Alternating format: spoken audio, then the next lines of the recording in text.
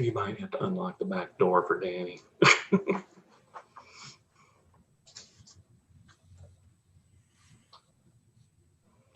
Okay, we're set.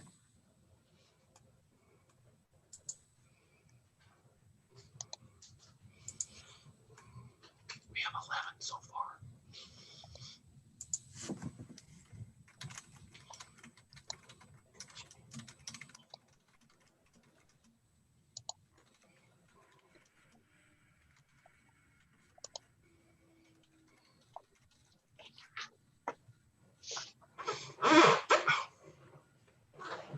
Yeah,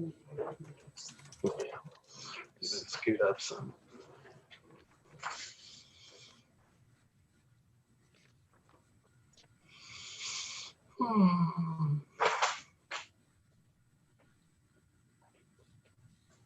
Okay, so we're good.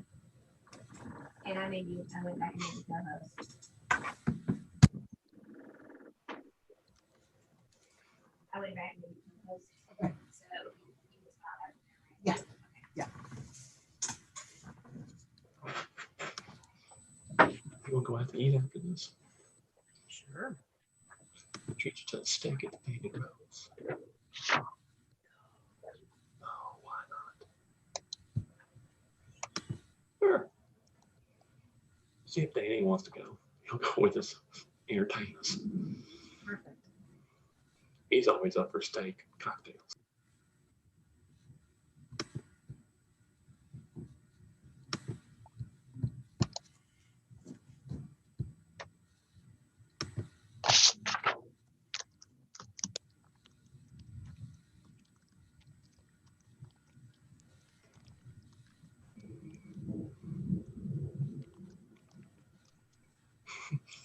Can y'all hear the thunder in the background here? Yes, yes. I was wondering if it might be our thunder over here coming this way. We're getting it here pretty good in Kingwood. Yeah.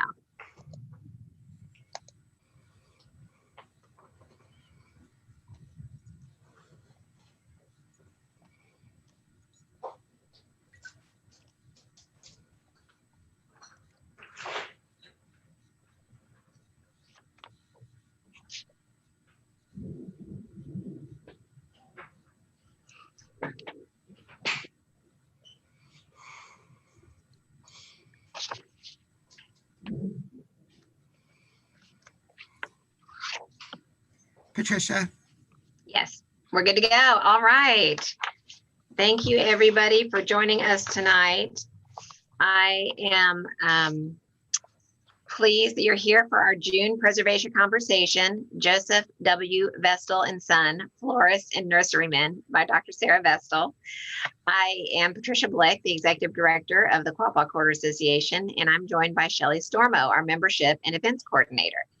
And before I get started into the nuts and bolts of our intro, I took a quick look back at last year's program because we were supposed to have this program with Sarah on June of the 11th of 2020.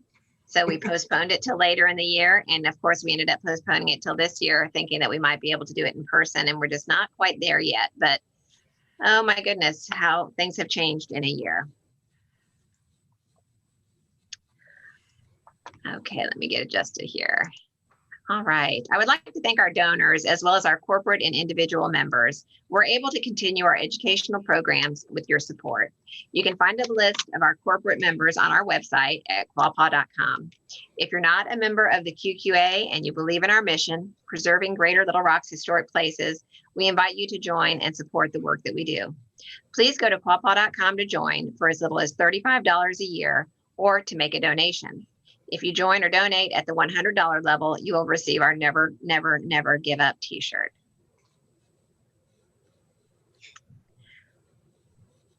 I'm going to take a moment of personal privilege. So for those of you that know me well and remember the tour that we had in Central High a few years ago, we learned that one of my great grandparents had a house there and his name was Garrett, Frederick Garrett.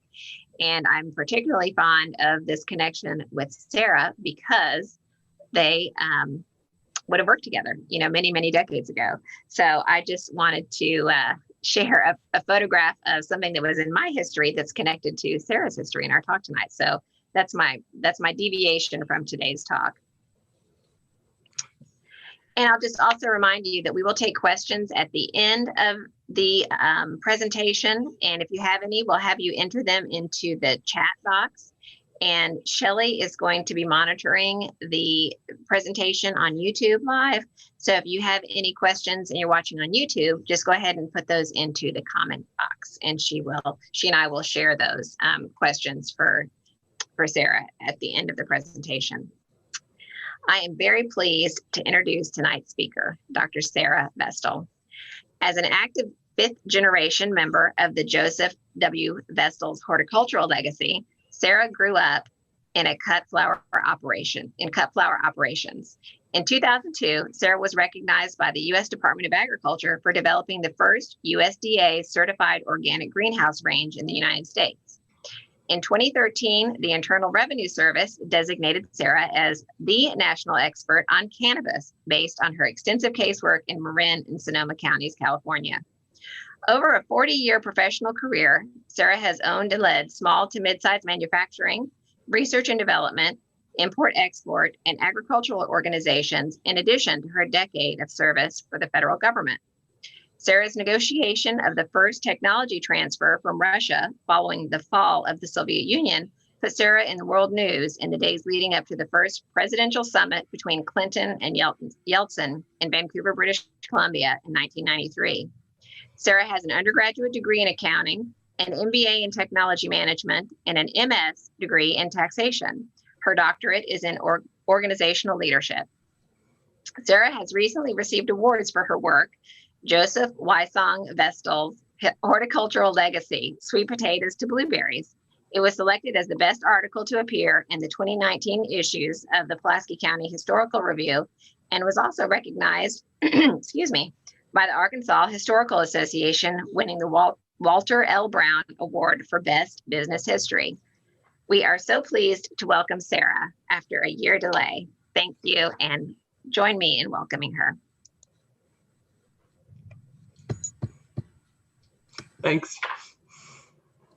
It's great to finally have you. Thank you. I appreciate it, Patricia. And the other thing I'm going to say before I turn it over to you completely is that I think we're going to have to also have another preservation conversation about U.S. Russian diplomacy, maybe in the not too distant future. That could be very interesting. So anyway, it's all yours, Sarah. You're welcome to share your screen. Thank you. Let's see here. Oh.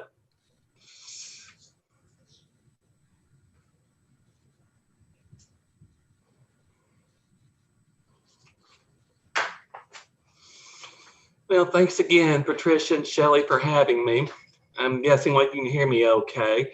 And I appreciate the opportunity to present the catalog collection that we've been accumulating for the last several years in our collection to document all of our history over the years. We began in Indiana. We had a thriving floral catalog business beginning in 1861. Only one catalog is older than us. Surprisingly enough, it's Tiffany's of New York. Our catalogs were published for 93 consecutive years, ending upon the untimely death of my grandfather in 1954. Back to the beginning, following Reconstruction, we moved the business to the north bank of the Arkansas River at Little Rock. The off-cited reasons were for a warmer climate than Indiana, but my research indicates the elimination of slavery was a key reason for coming down here, as the Vestals were all devout Quakers. As much since the late 1870s, we have been proud members of the Little Rock business community. I am part, as Patricia may have said, 5th generation of the ones that are here. In addition to the Quapaw Quarter Association, I must thank others for their encouragement and work over the years. Dr. Charles Romney, of ULR's Public History Department, was the one that introduced me to the Omega archives and the ability for us to archive all our catalogs from the very beginning through the 93 years, which are now online. Also, I appreciate the Butler Center, Central Arkansas Library System. That's where all our hard archives are now located. We moved them all over to Cal's, the Butler Center, so you can go look at all the actual paper. And also, for the last several years, I want to thank the Arkansas Heritage Department, particularly Stacy Hurst, Travis Ratterman, and Callie Williams. They've all done presentations on our history. And as Patricia mentioned, we want to thank the Pulaski County Historical Association for their publication of my article in 2019, as well as the Encyclopedia of Arkansas entry that was published about the same time. Finally, I don't know what I can say more about Jim Jackson and Lisa Farrell for preserving a smokestack over in North Little Rock, the picture of which you can see here on my screen. They've done a wonderful job with rock water, and we really appreciate what they've done preserving our history. Oh.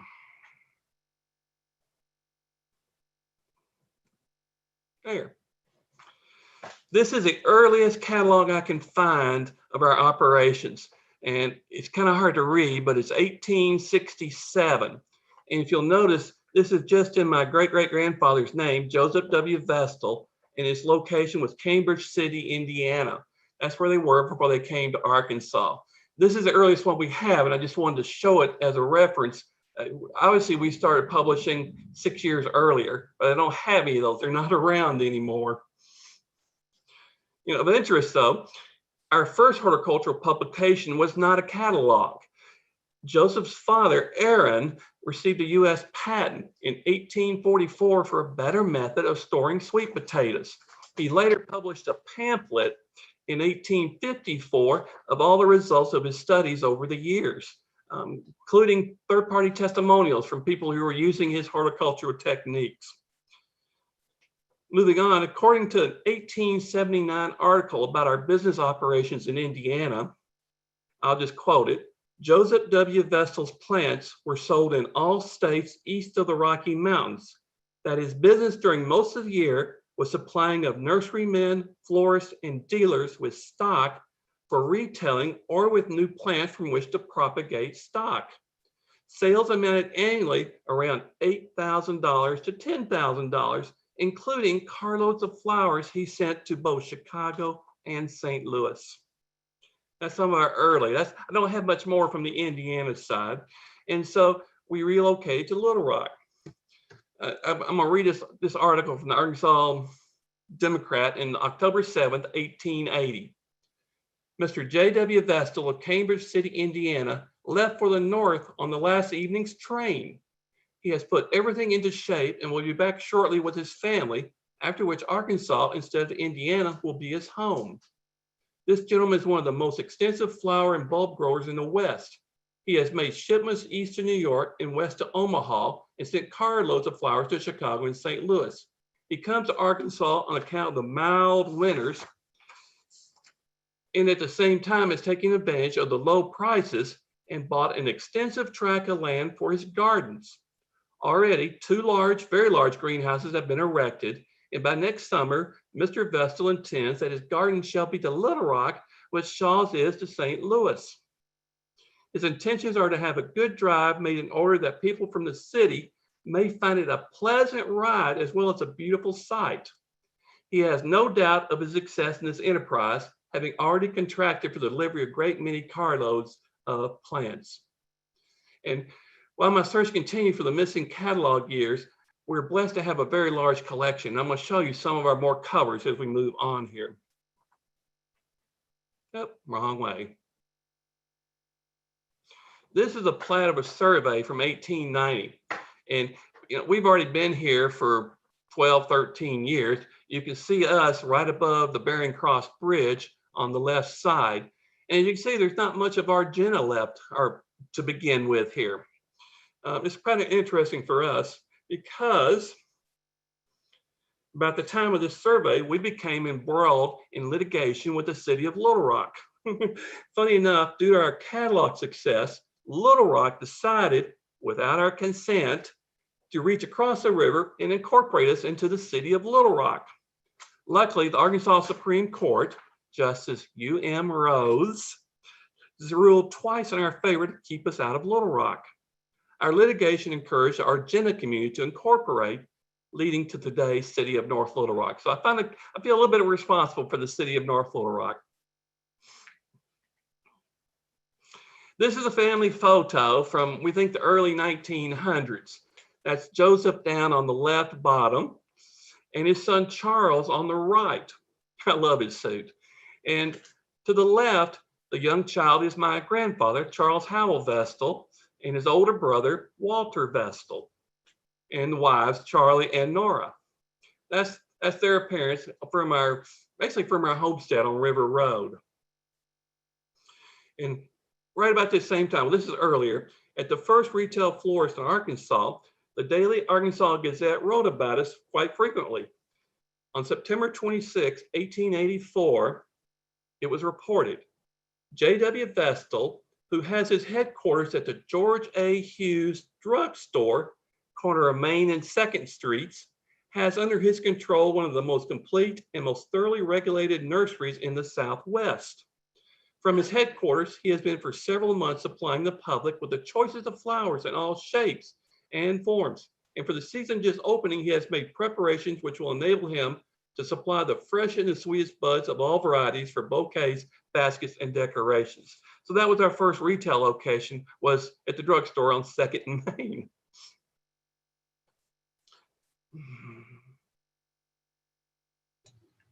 This is the earliest catalog left from the Little Rock when we first came here. Notice that we still have Joseph W. Vestal. We hadn't added the son yet, which we're going to do here in 1890.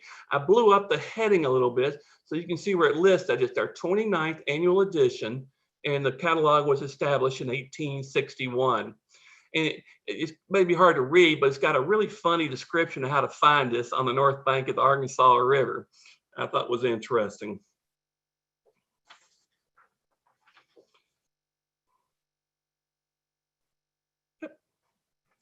Here are our employees in about 1901. Of course, I love my great grandfather on the right there in his suit and his hat again. In the early 70s, when I started working in the cut flower department over there, I met many employees who had 50 to 60 years in service in. So very likely, I knew some of these people 60 years later. For many decades, we were the largest employers in North Little Rock, exclusive of the railroad. Okay, now I'm gonna start showing some of the catalogs. This is the first color catalog I can find. As you can see, it's 1895. I think they'd only just recently developing a color printing of catalogs and other sheets, 4-color, I guess. And we may have had earlier ones, but I know this is the first one we had the physical possession of. The interesting thing is this has been cut down. The catalogs are all of differing sizes year by year. And at one point, we had them all bound hardcover wise, and that's why the bottom of it is chopped up. So unfortunately, we didn't preserve it entirely.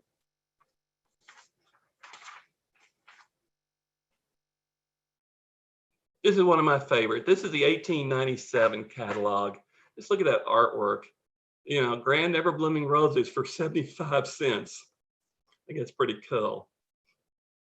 And this was the back cover, again, showing our roses. What I did, this is the catalog I analyzed most. I thought, well, it's a representative year, and let me go through and count varieties and stuff. So I went through, counted up, and we have about 6 plants that are the main, more than 50% or more of the catalog offerings. And take a look at these. We offered 127 varieties of roses. That was our calling. That's what we always, mainly pushed. The amazing thing to me were the strawberries, 74 different varieties of strawberries, and they increased over the next decade. That's just amazing. We were most well known for our roses. At some point, Little Rock became known as a city of roses due to our success. Earliest reference I can find to the city of roses, it comes from a chapter in an edited book entitled Historic Towns of Southern States, published in 1904. Again, another man named Rose, George B. Rose, was the author of the chapter on Little Rock entitled Little Rock, the City of Roses. I don't have anything earlier on that when Little Rock became the City of Roses, but it lasted up until the 80s.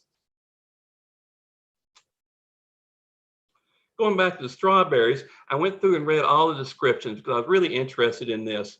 Each variety of these 74 had different properties.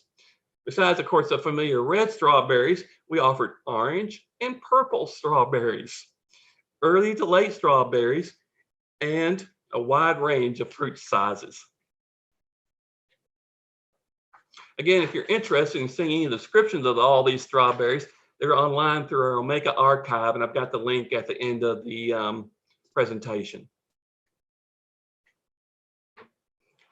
These are what I call the minority product offerings, the list of all the things we offered in 1897 besides the main ones, the roses, the strawberries, etc. As you can see, we had a wide range of both fruits and flowers.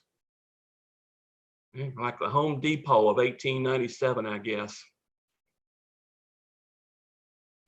Now I'm going to show some more of my favorite catalog covers. This is, of course, 1899. Roses on the cover.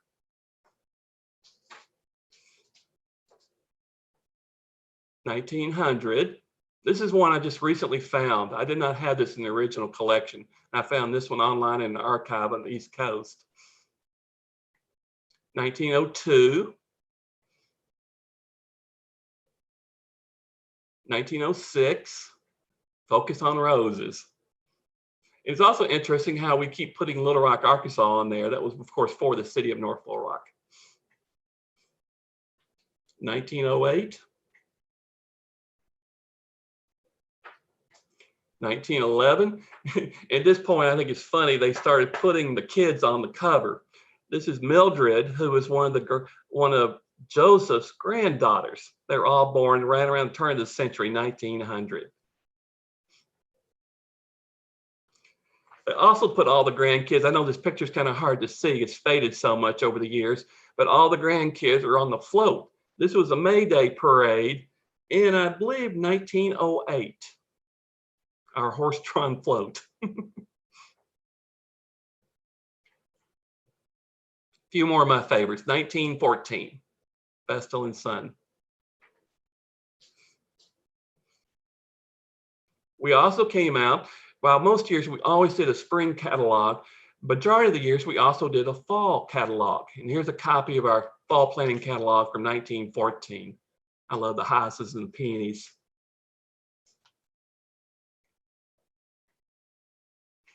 This is, I was lucky to find this. This is a contract from 1914 for the purchase of our catalogs. And I love this fancy letterhead of Joseph W. Vestal and Son. Anyway, it's hard to read, but for 1914, we bought 50,000 catalogs of 80 pages each to be printed in Michigan. And the amazing cost of, I believe, is $3,800. So we had all that documented, the number and the quantities. And the contract you saw, here's the catalog that came out as a result of that.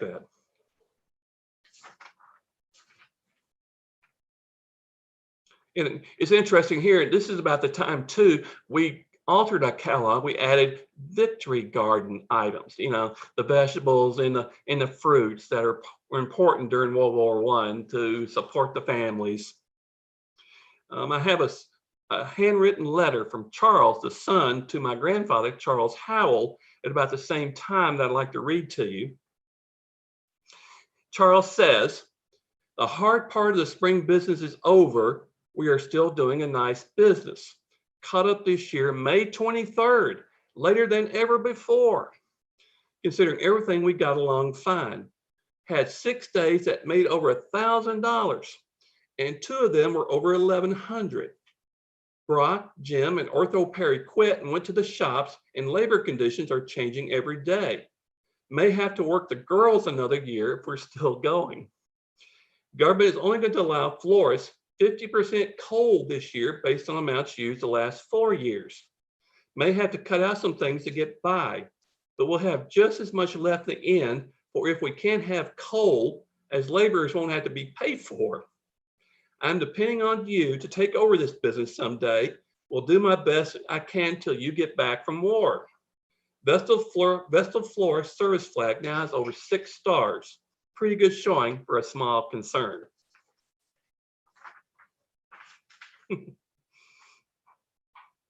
Here's the back color plate. Now, for some reason, I'm still curious why they pick sweet peas, but there it is. Gladiolus.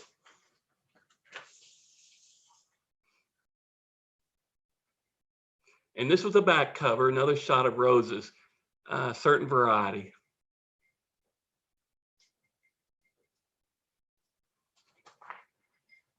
I'm moving on by the decades. Now we're in the 1920s. I always loved this cover. They changed so much the style over the years. There's the back side of it, advertising hydrangeas. Inside back cover.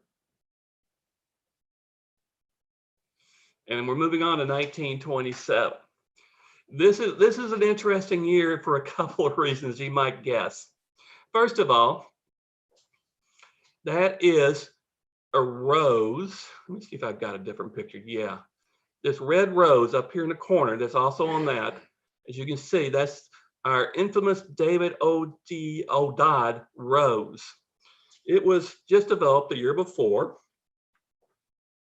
And you may remember in about 1986, this rose became the state flower of the 1936 centennial. And rose bushes don't last more than 50 years, but in 1986, led by Tom Dillard over at Cowles, they had a search for this rose, seeing they could find if it was still growing anywhere. They were not successful, luckily. The other funny part about this catalog I love is suggested climbing vines, and it gives suggestions on which side of the house and what you should grow as a climbing vine. My favorite was the back of the house. They said it is perfect for 6 to 8 kudzu plants. I can't imagine a house covered in kudzu these days. And of course, our privet hedges are still somewhat well known all around town, all coming from about this time. I guess that's our best-selling roses right there, including with the David O'Dodd up there in the corner. And what else happened in 1927? We were underwater. This was a 1927 flood, a picture from the archives I received. You can see that things weren't well, but luckily all our rose fields were on the hill behind the river. So we saved the rose fields, and the greenhouses, you can see, were all the plants were on benches. So they're not quite covered up yet. That's as bad as it got.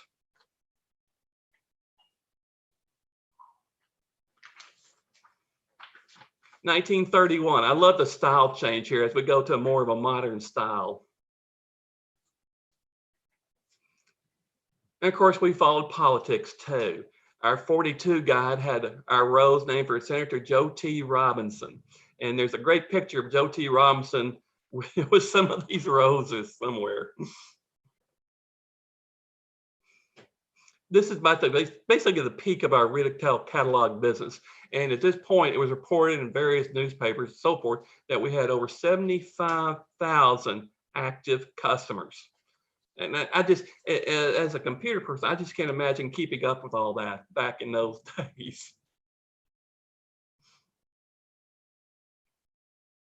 This catalog also had, for the first time, pictures of my grandfather on the left and his brother Walter on the right. And it gives kind of a drawing showing what the facilities looked like back then.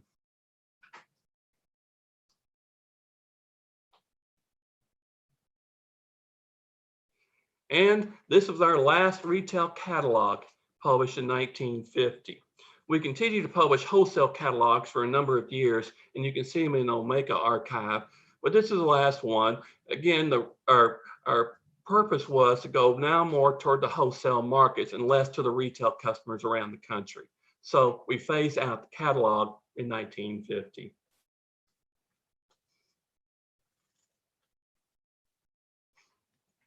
According to the Arkansas Democrat, in 1953, J.W. Vestal and Son operations grossed over $1 million in annual revenue with about 80 employees.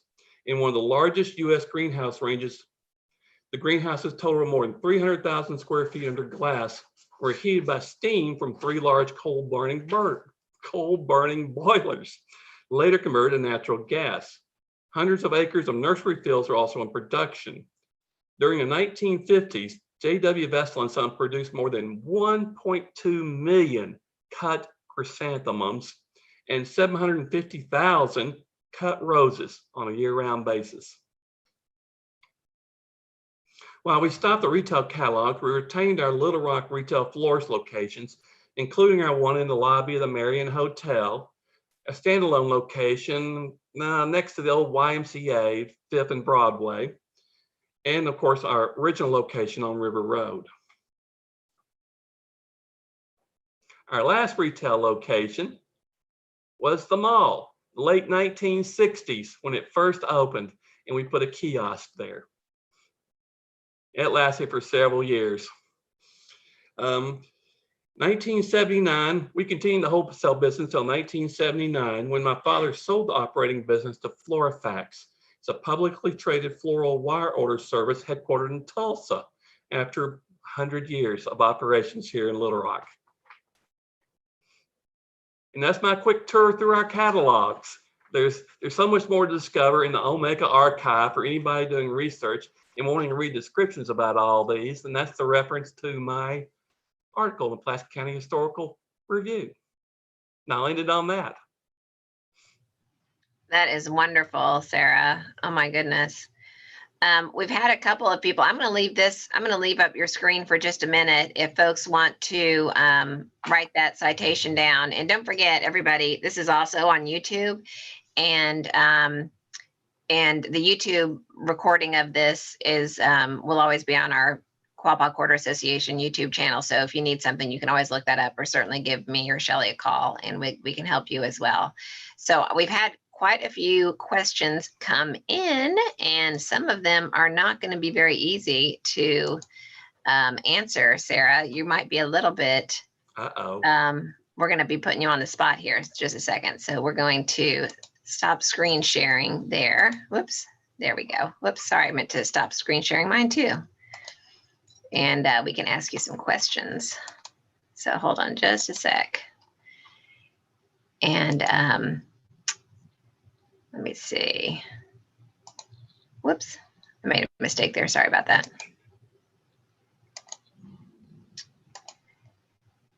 And I'll just ask Shelley if she had any questions come in, but I'm going to open up our chat, and we had some questions come in right off the bat.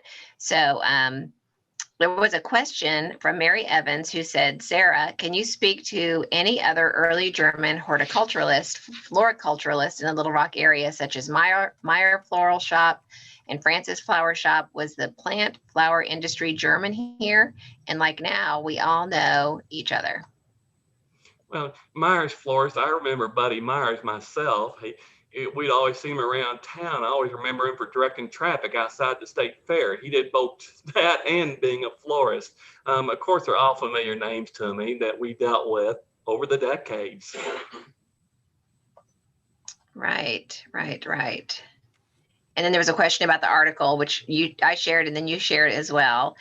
A question from someone who called in. I'm not sure who it is. They asked, where can I buy some of the types of roses that Vestals used to sell? Is that an option? I don't think so. I haven't. Rose plants, when we look for the David O. Dodd rose in 1986, my father, the horticulturist, says rose plants don't last more than 50 years. So all that's, I'm sure, gone by now. I haven't found anybody who says this is a Vestal rose. You just think they just don't exist at this point? They don't exist anymore. We lost all those varieties, everything. Gotcha. Another question from Celia. Did a family member do the wonderful artwork for the catalogs? No, it's a standard artwork, or I'm not sure who did the artwork. Now, I have seen similar covers for other seed and floral companies in Northern California. So I know some of that artwork was shared, in the inside of the catalog. There are 80 pages, and there are numerous black and white drawings throughout of all the flowers. I'm sure those are more stock type images, so to speak, that were shared among all the floral people back then. Gotcha. So we might have seen them in another catalog too. Yes. Here comes the difficult question from Mary Evans. is still the same kudzu. Should we credit Vestals for our kudzu? Yes, unfortunately, I don't know. We sold it, and I found it in the catalog. I wanted to bring up all the bad stuff too. I kind of put Privet in the same category. Yes, So, I agree. I agree. yes, we tried many things over the years. Yes, I know. I think, at the time, everyone thought it was a marvelous, idea, but we know, right? Linda Bell's asking, are any of your uncle's iris creations still available? I'm not sure. That would be my great uncle Walter Vestal. He kept a enormous sized garden behind his house in Park Hill, and he was our iris expert. But I'm not sure. He's been dead for 50 years, so I'm not sure the status of his gardens anymore. Gotcha. And I usually, again, like the roses, I expect they don't last that long. They may just sort of evolve away. Yeah. Joanne Coleman again is asking sort of the same question. Are there any varieties that you all sold still in existence? Yes, I know of one. Our Grand Flora magnolias. We were big in magnolias and evergreens back in the 1890s. And one of Joseph's sons, not Charles, had a place. His farm was on Roosevelt Road. And he planted magnolia trees along Roosevelt, where the Magnolia Inn is today. It may be called something else, but it's where the Magnolia Inn was. All those magnolia trees right along there are come from us from the 1890s. Interesting enough, according to one of our neighbors in North Little Rock, the largest single magnolia tree, the oldest, largest one, is on River Road right next to our property in North Little Rock. Oh, interesting. So we know we have the magnolia still around. Still here. We also have the post oaks. The story is somebody gave my grandfather acorns at a Rotary Club meeting back in the 1910s or 20s, and he planted them. And one of them is at 15th and Pike in North Little Rock, and all the land it sits on is now deeded to the tree itself. It's the first tree that owns a park in the country or something crazy like that. Wow. But it's easy to see at 15th and Pike, or maybe 16th and Pike. Oh, that's interesting. Mary Evans did share a comment in here with everyone. She said about the roses, she said, try Antique Rose Emporium in Brenham, Texas. And she said, that's your only hope.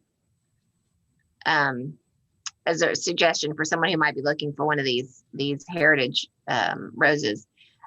So Melissa Woods is asking, so river boats would pull up and load everything, and that's how they would transport? Well, we had the railway station right there and the bridge across the river. So most of our flowers were shipped by rail. That's what they refer to as rail cars when I was saying cars earlier. And Gotcha. They also did parcel post. That was how they serviced a large number of their small customers. As far as a riverboat pulling up to the old purple, I don't know about that one. I never Gotcha. heard anything about it. So I have a question from Vita and Cal Biggers. Where in Indiana did they come from, the Vestals? Cambridge City. It was an interesting story. They were all Quakers. They were down in North Carolina in the late 1700s, early 1800s, but they discovered they couldn't compete with slave labor. And so the entire Quaker community almost picked up and moved to what they called the far west. At that time, it was Ohio and Indiana. And so I'm not sure how they got Cambridge City, but except for that, it was a good transportation hub. The other thing they were really well known for at that time is they were one of the stations on the Underground Railroad. Eliza, the character in Uncle Tom's Cabin by Harriet Beecher Stowe, we have evidence that she came through the Vestal house in Indiana, whatever year she came through. It's because of all the work in North Carolina, such as Levi Coffin, who was president of the Underground Railroad. They used all the Quakers all the way up toward Canada. So that was also what we were known for at the time, our Underground Railroad. And it was funny that this family, when they moved to Little Rock, they hid all this history about their Quaker background, Underground Railroad, because I think they were, of course, afraid of backlash here. And there was no Quaker organization, so they joined the Episcopal Church. They thought that was the safest way to keep them safe here. So your evaluation of their role in the underground, they wouldn't have continued any sympathetic site for African Americans, as far as you know, or? I'm not sure what you're asking there. We were Well, concerned. I was just curious if they, obviously post Civil War, if they were, did they employ, was it a desegregated site, or did you have any idea about labor practices? I do. Everyone I met in the 1970s tended to be Polish, and I think that was one of their favorite. We did not have, until I was there, there were African American employees when I was there in the 70s. Now, I don't know about before that, obviously, but Yeah. we were, of course, not having any problems with it. And of course, the other thing at the time is that being a florist, we had all the gay people, the gay designers. So we were very open to homosexuality also along the years when nobody else was. That's very interesting, because we don't we talk about marginalized groups or underrepresented groups historically, and one of the things that we talked about last year, when we were recognizing Pride Month, was we haven't identified historic sites associated with gay culture in Arkansas or Little Rock, for us particularly. So that's a very interesting point. Yes. Mary Evans says thank you, and I'm gonna see if Shelley has any questions in her YouTube chat. We've had a lot of good questions. No, we don't have any YouTube questions. Okay, we don't always have any YouTube questions, so I think at that point, Sarah, did you have anything else you wanted to add or close with, or? No, I think I'm good. I'm glad, happy, and appreciate the opportunity to share all our catalog covers and everything online, and both at the Kyles Butler Center now. And that was my hopeful point of being here. Well, it's been wonderful. Thank you very much. And I wanted to say one thing. I'm Danny Traylor, and in 1962, when I was a first grader at Park Hill Elementary, we took a field trip to Vestal Nursery. I was 6 years old, and I still have a very vivid memory of the tour through the nurseries. It was very impressive, and it created a great impression on young people at that time. Oh, I'm sure that would have been sort of almost maybe a magical place. I mean, I went to the Sandwiching and History tour that AHPP had at the smokestack a few years ago. And it's really hard, I mean, frankly, to imagine the scale of that operation, even with the pictures, even with the Sanborn maps, I think they shared on site that day. I know you were there with some of your family members too. It's just really hard to I mean, it's interesting that as a young child, your friend it's made an impression on him, but I just think it's just hard to imagine, because I think at that tour, wasn't it the largest, was it the largest greenhouse in the United States or something? I just feel like there was some unbelievable description of it, that the scale of it was just remarkable. Yeah, as I told you, it was kind of hard to squeeze 140 years of history into about 30 or 40 minutes here. Yes. Someone said we might check with Tom Dillard. He might know about the iris question in his pursuits of, I don't think Tom is on, but we can certainly circle back and ask him. And Gina Silva, she says also, just the catalog covers are beautiful and so interesting. Thank you for sharing. And I'll just, one more note and then we'll wrap it up. But I mean, it's really kind of amazing how vivid the colors are still. I mean, that they are not faded. And I don't know if that was just the production of the time or because you all kept them, pretty well protected or what, but the colors are just striking. Thank you. And vivid. I mean, they're lovely. They're very lovely. So I'm going to share again as we wrap up, and thank you again, Sarah. That was quite a wonderful, wonderful presentation. And so I'm sorry we had to wait a year to hear it, but it was well worth the wait. And I just want to remind everybody that we do have a preservation coming up next month, Thursday, July the 8th at 6 p.m. Daniel Butler is going to present The Heart of the Home, and I'm pretty sure that was her master's thesis. So she's going to talk about the heart of the home, which I think we would interpret to be the kitchen.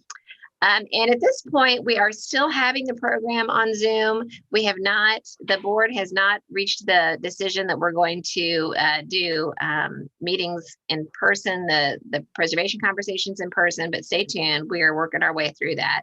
And again, we will have it on Zoom. So if you don't want to register through Zoom, you can be on YouTube, I should say. And of course, you can get more information at quapaw.com. And if you're on our mailing list, you'll get reminders and opportunities to register as well. So once again, I want to say thank you very much, Sarah. Thank you very much, Shelley, for your technical work on this. And thank you everyone for joining us this evening. And we look forward to seeing you soon. Take care. Thank you.